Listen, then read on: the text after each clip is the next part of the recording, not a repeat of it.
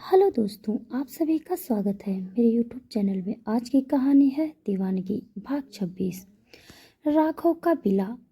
राघव हैरानी से आरवी को देख रहा था। आरवी तो बस अपना नाश्ता करने में मगन थी। राघव आरवी को देखते हुए कहता है, आरवी, तुम कहाँ से आई हो? तुम हो कौन? आरवी राघव की बात सुन खाना खाती हुई रुक जाती है और कुछ पल रुककर धीरे से बोलती है, मैं एक अनाथ हूँ। मेरा इस दुनिया में कोई भी नहीं है। ये बोलते हुए आरवी का चेहरा नीचे झुका हुआ था। राघव आरवी के जवाब से बिल्कुल भी संतुष्ट नहीं था, लेकिन वो आरवी को इसके लिए कुछ कह भी नहीं सकता था और उसे चुपचाप खाना खाते हुए देखता रहता है।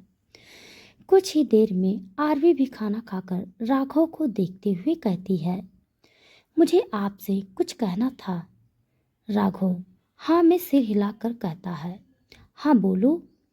आरवी भी खड़ी होकर अपनी गर्दन झुकाकर कहती है, आपने मेरी इतनी मदद की, मुझे उन गुंडों से भी बचाया। उसके लिए मैं आपका बहुत बहुत धन्यवाद करती हूँ और मैं यहाँ से जाना चाहती हूँ। मैं और ज़्यादा आपके ऊपर बोझ नहीं बनना चाहती। राघव शांति से आरवी की बात को सुनता है और कुछ पल रुक कर कहता है, हाँ ठीक है, तुम जा सकती हो, मुझे कोई प्रॉब्लम नहीं है। पर तुम कहाँ जाओगी? किसके पास जाओगी? यहाँ कोई है तुम्हारा अपना? आरवी ये सुन चुप हो जाती है। राघव एक डेविल स्माइल के साथ आरवी को देखता है और मन में ही कहता है, माय इनोसेंट गर्ल, मैं जानता हूँ तुम कौन हो और क्या हो, पर एक सच अब ये भी है, तुम राघव सिंघम की हो चुकी हो और अब तुम यही मेरे साथ मेरे करीब रहोगी, हमेशा हमेशा के लिए। राघव आरवी को देख ही रहा था कि तभी उसका एक बार फिर फ़ोन बजता है और वो फ़ोन को रिसीव करता है। दूसरी तरफ से उसके एक आदमी की डरी हुई आवाज़ आती है, सर, वो सनाया बजाज को कोई छुड़वा कर ले गया। ये सुनकर राघव चिल्लाते हुए कहता है, ये क्या बोल रहे हो तुम? ऐसे कैसे कोई सनाया को लेकर जा सकता है? तुम लोगों का देव खुराना क्या हाल करेगा तुम जानते हो? ये कहकर राघव फोन को काट देता है और अपने गुस्से से भरी आंखों को कस कर बंद करता है ताकि आरवी उसके इस चेहरे से डर न जाए। खुराना मेंशन। वाड़ी सोफे पर बैठकर कार्टून देख रही थी। उसने एक कैजुअल सूट पहन रखा था जो फ्लावर से प्रिंटेड था और पिंक कलर में था। उसने बालों को पोनी टेल में बांधा हुआ था। उसके चेहरे पर सिर्फ लिप ग्लॉस थी और चेहरा बेदाग खूबसूरत। उसकी आंखें झील सी गहरी नीली थी। वह टीवी देखते हुए सोचती है, पता नहीं देव इस समय क्या कर रहे होंगे। फ़ोन करके देखती हूँ। वो अपना फ़ोन उठाकर देव को फ़ोन मिला देती है। कुछ टाइम रिंग बजती है, फिर कोई फ़ोन रिसीव करता है। वाड़ी जैसे ही हेलो बोलती है, दूसरी तरफ से एक लड़की की बहुत ही सेक्सी आवाज़ आती है। हेलो। वाड़ी किसी लड़की की आवाज़ सुनकर थोड़ा शॉक्ड होती है। फिर वो अपने आप को थोड़ा संभाल कर कहती है, जी आप कौन? मुझे मेरे हस्बैंड देव से बात करनी है। उनका फ़ोन आपके पास क्या कर रहा है? वह लड़की तिरछी स्माइल के साथ बड़े ही इरोगेट तरीके से कहती है, कौन हस्बैंड? देव मेरा बॉयफ्रेंड है और तुम जैसी कितनी ही लड़कियां मरती हैं उसके लिए, पर मैं देव की होने वाली वाइफ हूँ। तो दोबारा इस नंबर पर कॉल करके अपने आप को उसकी वाइफ बताने की हिम्मत भी मत करना। यह बोलकर वो फ़ोन काट देती है। वाड़ी तो गुस्से में उबल रही थी। वो फ़ोन को घूरते हुए कहती है, मेरे पति की गर्लफ्रेंड बनने आई है, तुझे तो अब वाड़ी बताएगी। तेरी चुड़ैल जैसी चोटी काट के मैंने कहीं फेंक न दी तो मेरा नाम भी वाड़ी खुराना नहीं। यह बोल वाड़ी जल्दी से सोफे से खड़ी होती है और विला से बाहर चली जाती है और एक कार के पास जाके ड्राइवर को बोलती है, मुझे अभी के भी खुराना इंडस्ट्री जाना है। कुछ देर बाद वाड़ी खुराना इंडस्ट्री में इंटर करती है। उसे रोकने की हिम्मत जैसे वहां पर किसी के अंदर नहीं थी। गार्ड सर झुका लेते हैं क्योंकि वह जानते थे कि वाड़ी देव की वाइफ है। कुणाल भागते हुए वाड़ी के पास आता है और सर झुका के कहता है, मैम आप यहाँ पर? वाड़ी गुस्से से कहती है, देव कहाँ पर है? मुझे अभी उनसे मिलना है। कुणाल डरते हुए कहता है, बॉस तो मीटिंग रूम में है। वाड़ी मीटिंग हॉल की तरफ बढ़ जाती है और झटके से मीटिंग हॉल का दरवाजा खोल देती है। सभी लोग डरते हुए दरवाजे की तरफ देख रहे थे और फिर देव का चेहरा देख रहे थे। कुछ लोग कहते हैं, आज तो यह लड़की जान से जाएगी, पर वो लोग तब हैरान होते हैं जब देव के चेहरे पर कोई भाव नहीं देखते और वो शांति से उस लड़की को देख रहा होता है। वाड़ी गुस्से से अंदर आती है और देव के पास खड़ी होकर कहती है, मुझे आपसे बात करनी है, अभी के अभी बाहर चलिए। यह बोलकर वो मीटिंग हॉल से बाहर चली जाती है। सभी लोग देव को देखते हैं जो मुस्कुरा रहा था और खड़ा होकर उस लड़की के पीछे चला जाता है।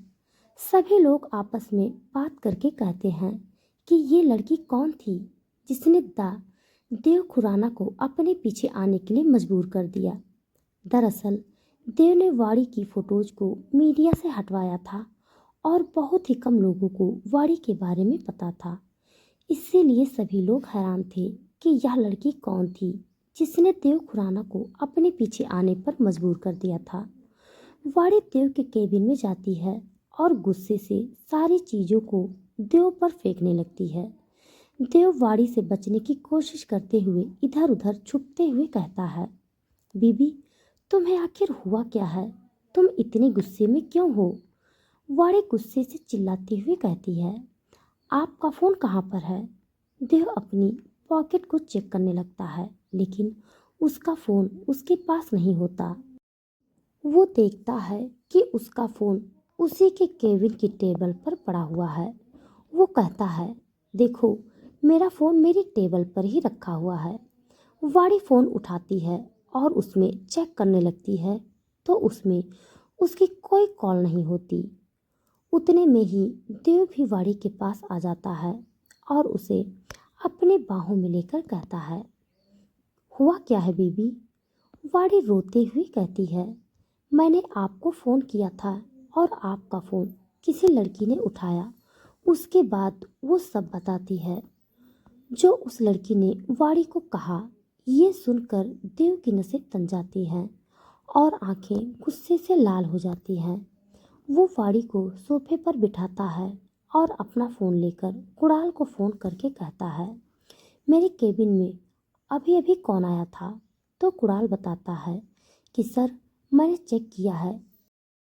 रिसेप्शनिस्ट ने बताया राधिका खुराना ने अपने किसी भतीजी अविका गौर को कंपनी भेजा था आपसे मिलने और वही आपके केबिन में आई थी और उनके हाथ में कुछ गिफ्ट थे और वो आपके केबिन में गई थी। रिसेप्शनिस्ट ने उसे रोकने की कोशिश भी की थी लेकिन राधिका खुराना का नाम लेकर वो आपके केबिन तक चली गई थी। मैं भी किसी काम से बाहर था, इस वजह से वो सीधा आपके केबिन में चली गई। वे गुस्से में फ़ोन को कट कर देता है और वह गुस्से से कहता है, राधिका खुराना मेरी ज़िंदगी में इंटरफेयर करना तुम्हें बहुत भारी पड़ेगा। अब तुम्हें देव खुराना बताएगा कि उसकी लाइफ में इंटरफेयर करने का नतीजा क्या होता है। फिर देव जैसे ही पीछे मुड़कर वाड़ी को देखता है तो उसकी आंखें फटी की फटी रह जाती हैं। वाड़ी के हाथ में एक जूस की बोतल थी और वो उसे पी रही थी और उस जूस की बोतल फेंकते हुए देव को अपनी ललचाई आंखों से देख रही थी और धीरे धीरे अपने कपड़ों को खोल रही थी। देव ये देखकर अपनी आंखें बड़ी करके उसको देखकर कहता है, बीबी यह क्या कर रही हो तुम? वाड़ी उठते हुए कहती है, मुझे बहुत गर्मी लग रही है देव। क्या हो रहा है? मुझे बहुत जलन हो रही है, मुझे शरीर में बहुत दर्द हो रहा है देव। देव ये सब देखकर काफ़ी ज़्यादा हैरान होता है। वो जल्दी से वाड़ी को गोद में उठाकर अपने केबिन में बने पर्सनल रूम के वॉशरूम में ले जाता है और उसे शावर चलाकर नीचे खड़ा कर देता है। वाड़ी शावर के नीचे भी बहुत ज्यादा गर्म हो रही थी। उसके शरीर में एक अलग सी गर्मी उठ रही थी। वो जल्दी से देव को कॉलर से पकड़कर किस करने लगती है। वहीं देव यह सब देखकर काफी ज्यादा हैरान था। वाड़ी इन चीजों में काफी ज्यादा शर्म करती थी, लेकिन आज वो बहुत ज्यादा बोल्ड बिहेव कर रही थी। देव को कहीं न कहीं कुछ समझ आ रहा था, और यह समझते ही उसकी आंखें गुस्से से लाल हो रही थी। उसकी मुट्ठियां भींच रही थी, लेकिन वाड़ी की हालत देखकर वो थोड़ा जेंटल हो जाता है, और वो जानता था कि उसे कैसे ठीक करना है। देव जल्दी से वाड़ी को अपने करीब कर पेशेंटली किस करने लगता है, और वाड़ी भी देव को किस करते हुए अपने सारे कपड़े निकाल देती है। देव भी धीरे धीरे वाड़ी को दीवार से लगाकर उसे पलटकर उसके पूरे पेट पर किस करने लगता है। वाड़ी भी ठंडी ठंडी सांसें भर रही थी।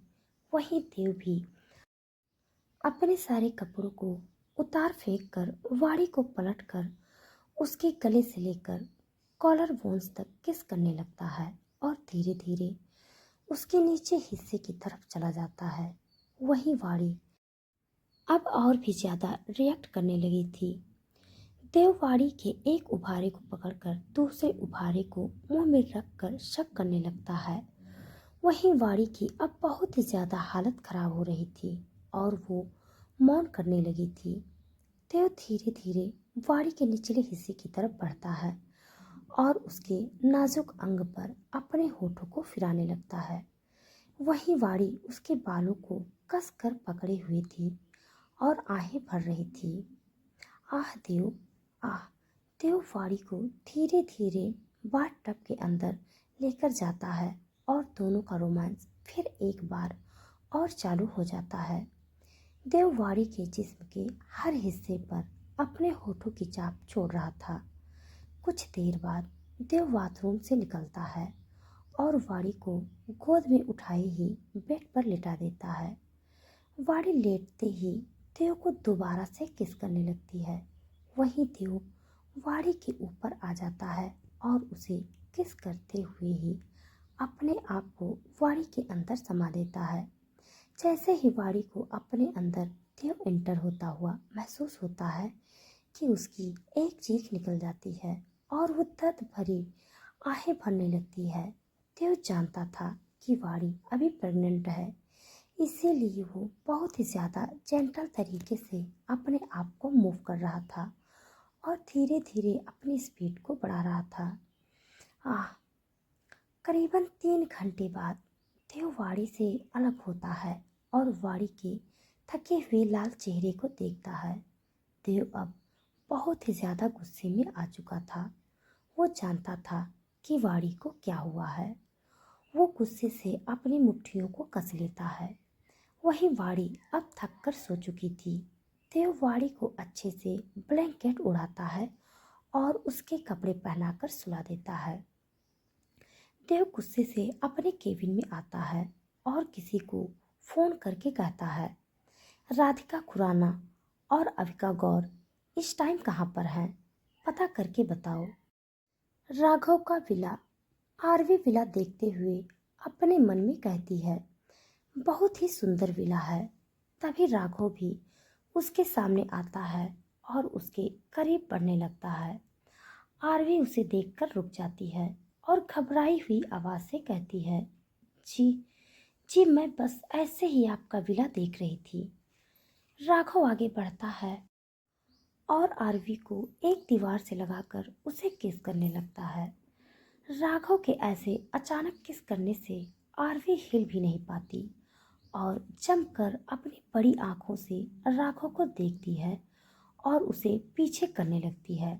राघव आरवी को इतना जोर से पकड़ता है कि आरवी की एक आह निकल जाती है, और वो उसे दूर करने लगती है कि तभी राघव उसके दोनों हाथों को दीवार के ऊपर लगाकर उसे कमर से अपने करीब कर अपने इरोगेट और दिल को दहला देने वाली आवाज में कहता है, तुम्हारा जिस्म एक मक्खन की तरह है, और मैं इस मक्खन को खाना चाहता हूँ। यह बोलते हुए राघव के चेहरे पर एक डेविल स्माइल थी, आंखों में दीवानगी थी। आरवी तो राघव को ऐसे देख कांपने लगी थी और हकलाते हुए कहती है, जी जी आप क्या कह रहे हैं? राघव फिर से आरवी के होठों पर एक लाइट किस करके कहता है, जो कह रहा हूँ वो समझ जाओ। तुम अब सिर्फ राघव सिंघम की हो और किसी की नहीं। मुझे फर्क नहीं पड़ता कि तुम मेरे बारे में क्या सोचती हो, पर बस इतना सोचना कि अब तुम मेरी हो और मेरे पास से अब तुम कहीं नहीं जा सकती। ये बोलकर वो आरवी को अपनी गोद में उठाकर उसके रूम की ओर बढ़ जाता है। राजस्थान, जयपुर, राणा मेंशन। एक हवेली में एक बहुत ही हट्टा-कट्टा नौजवान अपनी जिम में वर्कआउट करते हुए सामने लगे एक फोटो को घूर रहा था। उसके चेहरे पर एक अलग ही नूर था और आंखों में एक अलग ही तड़प और दीवानगी। वो खड़ा होके उस फोटो के पास जाता है और उसे एक हाथ से छूते हुए कहता है, रेयांश राणा की पसंद हो तुम, आरवी ठाकुर। कितनी ही दूर क्यों न चली जाओ, आना तो तुम्हें मेरे पास ही होगा, मेरे इस सोने के पिंजरे में कैद होने के लिए। एक बार फिर से तैयार हो जाना, माय प्रिंसेस। उस लड़के के अपर बॉडी पर कुछ नहीं था। उसके एक पैक एब्स और मस्कुलर बॉडी बहुत ही अट्रैक्टिव लग रही थी। उसके बाल कुघराले थे और आंखें गहरे समुद्र जैसी काली। उसकी हाइट 6.8 थी और रंग गेहुआ। तभी पीछे से एक अधेड़ उम्र आदमी का आकर रियांश को आवाज देकर कहता है, रियांश, हमारे आदमी उसे पकड़कर नहीं ला पाए, उसे किसी आदमी ने बचा लिया। तुम जानते हो उसका अगले महीने यहाँ पर आना बहुत ही ज़्यादा ज़रूरी है, नहीं तो हमारा बहुत बड़ा प्लान ख़त्म हो जाएगा। इसके लिए हमने इतने वर्षों से इंतज़ार किया है। हम उस मौके को उस लड़की की वजह से खो नहीं सकते। तभी रियांश अपने पीछे मुड़कर अपनी खतरनाक आवाज़ में कहता है, वो आएगी रियांश राणा, ज़रूर उसे लेकर आएगा। आप बस तैयारी कीजिए, चिड़िया वापस अपने सोने के पिंजरे में कैद होने आ रही है। यह बोलते हुए रियांश के चेहरे पर एक बहुत ही खतरनाक मुस्कान थी। तो दोस्तों आज के लिए बस इतना। इसके आगे का भाग जानने के लिए आप हमारे